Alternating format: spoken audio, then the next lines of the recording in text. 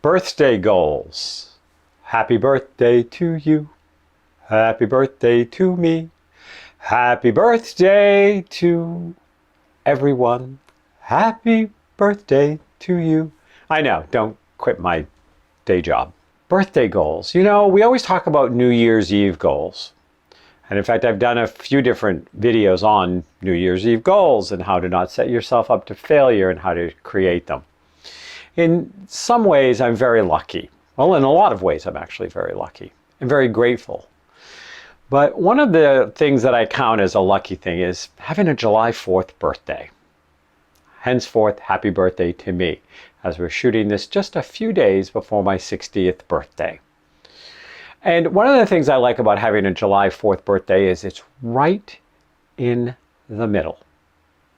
So in January, on January 1st or December 31st, I do a little ceremony, gather one or two close people, we do something together, and we create our goals list. I have a goals list for 2020. What is it I'd like to achieve?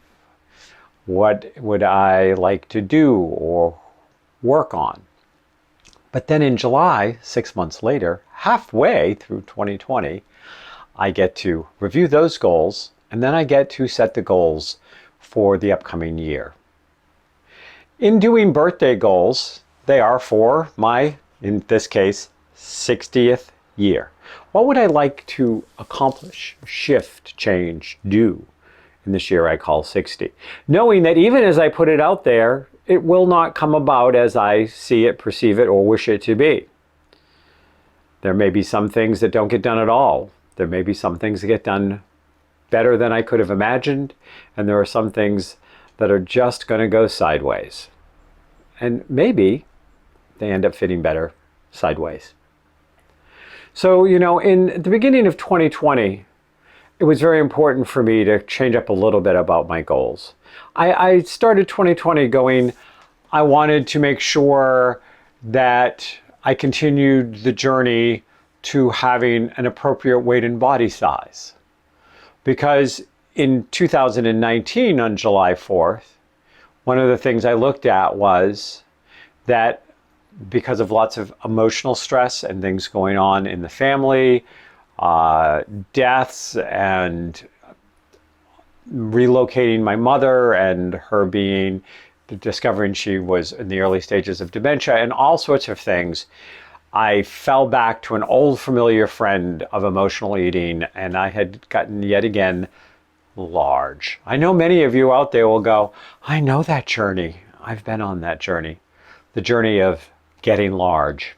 Now, you know, I used to actually take offense when people say I was larger than life, but I was very thin at the time. Now, it was as of last July, if someone said I was large, I thought it was a reference probably to whether I could fit through the door or not. Not the same thing. And so I made a commitment. I called it my Sexy at 60 commitment. And some people will go, you're a spiritual person. That's very shallow and it's not all about looks. But I meant sexy to me. I've got a husband who adores me. He doesn't care if I'm larger or smaller. Actually, he told me the other day he thought I may have gotten a little too thin, for which I laughed, because I don't do it for him. I do it for me. I wanted to be able to look in the mirror and feel and look, to me, sexy. So it was my goal. Now, in a few days, I get to assess whether I reach that goal or not.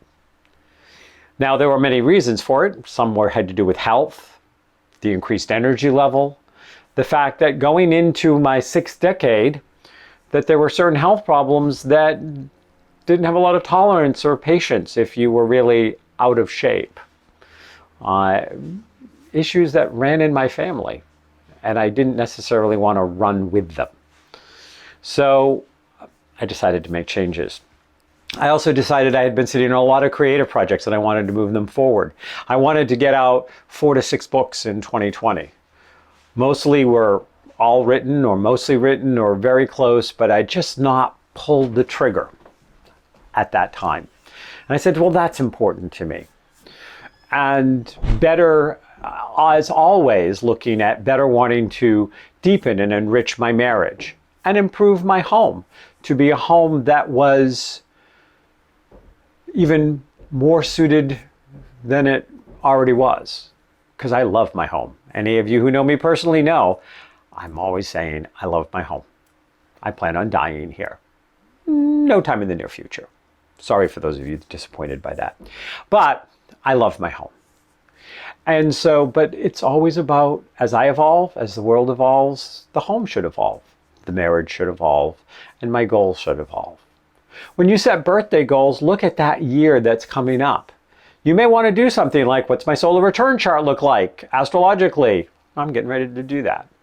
What is the numerology of the year, and what are the energies that I could most play with? Well, I'm getting ready to do that. But it's also looking at what the first 6 months of 2020 were.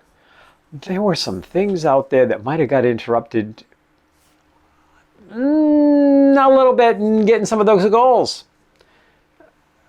But it didn't. I wrote them down. I looked at them. I meditated. I thought about them. And I made sure that they were reasonable, that they were achievable. The other day, I actually found my goals list and realized I've pretty much accomplished all the goals I set in January. Now, maybe you're going to say, well, then they weren't hard enough goals. Goals don't necessarily have to be hard. They should be hardy, but not hard. There's a difference. Hardy goals are goals that you get excited about, that are achievable, that you are committed to what you look like or your life looks like when that goal happens. They should never be about or for other people. Those goals are about you and who you see yourself as becoming, and how can you support that? How can you make those movements? Now I've just set my birthday goals. Some are just a continuation of wanting to move it to the next level. Now my goal isn't about losing a bunch of weight as it was a year ago, because I've lost almost 80 pounds. Actually more than that if you count fat versus muscle. If I lost this much fat, it would be over 80 pounds. I feel good. I have the energy I knew I would have. I'm more physically active because I want to be more physically active. It was a hardy goal for me. It was one that I knew what achieving it would feel like. And 60 was a great mark on the wall for me to want to achieve it, with lots of reasons that may have made that goal more elusive at 40 or even 50.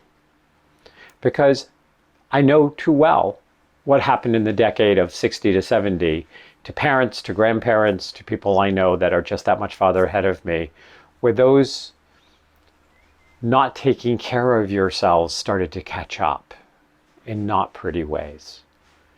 So birthday goals. You know, if you have a birthday in January, well, you know, it's hard to say, well, I'm going to set goals on the 1st and I'm going to review them on the 15th. That might be a little close. But goals should always be reversed. Maybe you can just say, hey, I'm going to adopt July as, instead of doing Christmas in July, like some people like to do, that I'm just going to do my goals in July, my check-in and my reset. Always having them evolving, changing, shifting, and taking things into consideration that have happened along the way. I've got 4 of the 6 books out, and the other 2 will be out before the year's out. But now I have goals like I have a book that's not finished, and it's going to get finished before I see 61. I have a couple that are going to be almost finished, if not finished, that are much earlier in process, but are doable. Is it doable? And is it important? Birthdays are a great time. Never let a number define you, but always let a number motivate you. Never let a number hold you back, but let it inspire you. I get to decide what the year 60 is going to look like for me to a certain point. The world is going to continue to go on. What's going to happen with the pandemic? What's going to happen with the riots? What's going to happen with the incoming elections? There are things I cannot control. I can, however, control how I interact with them. I can control the choices that I make and whether I allow myself to either shift goals which are no longer feasible or desirable based on things happening in the world, or to embrace them in spite of what's happening in the world. Sometimes we have to make that choice. Maybe the world is falling on all around you, but you still get to make the choice.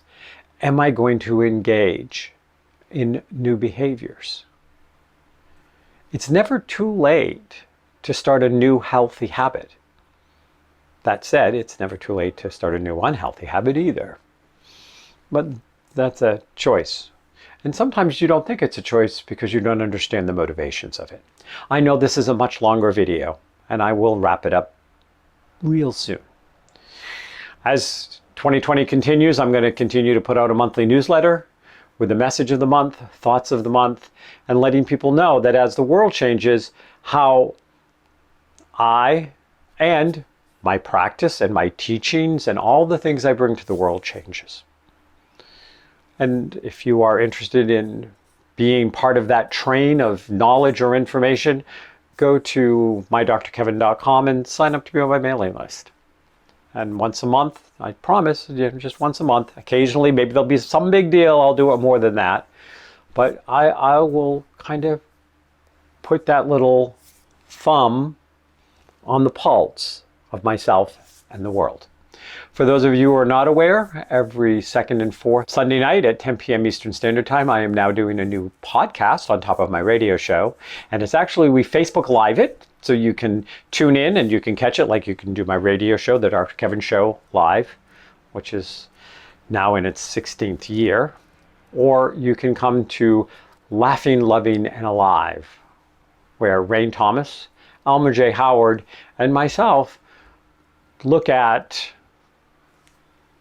how to stay laughing and loving and alive in a world when it's easy to just fall back and simply survive, forgetting how to laugh, forgetting how to love, and being anything but truly alive.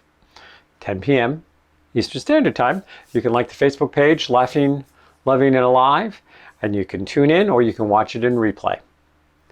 But it's another way to invite you in to my head.